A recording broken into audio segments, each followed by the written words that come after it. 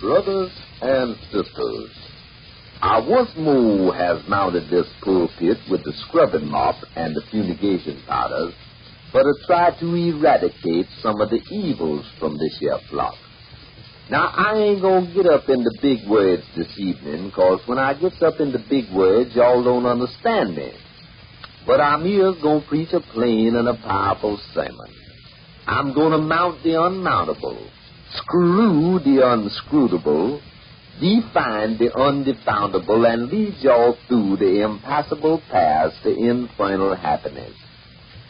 Now, the book here speaks of the widow's mite, but the old maid's mite was better. The widow's mite may be all right, the old maid might if you'd let her. There, speaking of might, that remind me, you apple-knocking pig fuckers ain't paid me in the last 6 months. How come I can't get my damn money here?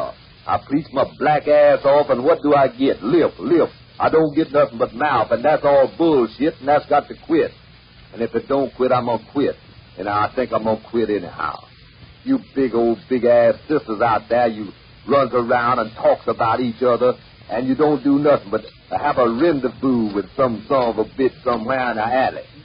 I was talking to the judge down here on the street yesterday. I'll show you how you act. The judge told me about one of the sisters sitting right there on the front bench. This old sister Heavy Hips come down there to him, and she said, "Judge, say, you got to get me a divorce from that son bitch I'm married to. Say, he's killing me." And the judge said, "Well, what's the matter, sister? I just married you 2 weeks ago. What's wrong with the man? What has he did to you?" And she told the judge, she said, "Judge, said the first night we was married, said he pleasured me 2 times for supper. After supper, he pleasured me 2 more times, and then he pleasured me 4 times before he went to work the next morning." She said, "That's been going on for 2 weeks, so that son bitch is killing me. Say, you got to get me a divorce." And the judge said, "All right, sister, let's go over here to the courthouse and file it." She said, "File it my ass, so I can't even catch it with a powder puff." Now, ain't that something? Now then, you men need to be snickering. You pig fuckers is worse than the women folks, and your ignorance is plumb painful.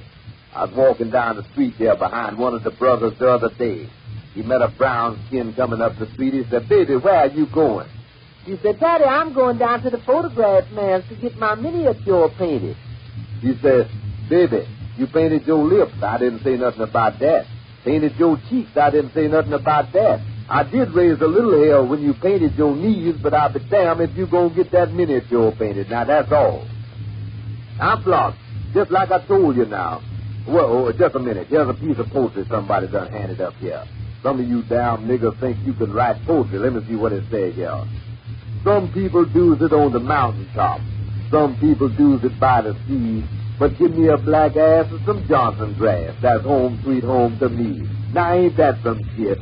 Now, looky here. Let me tell you something else here. Oh, mercy. Well, I ain't going to tell y'all nothing else. I'm going from here to sing, where I will prepare a place for all of y'all.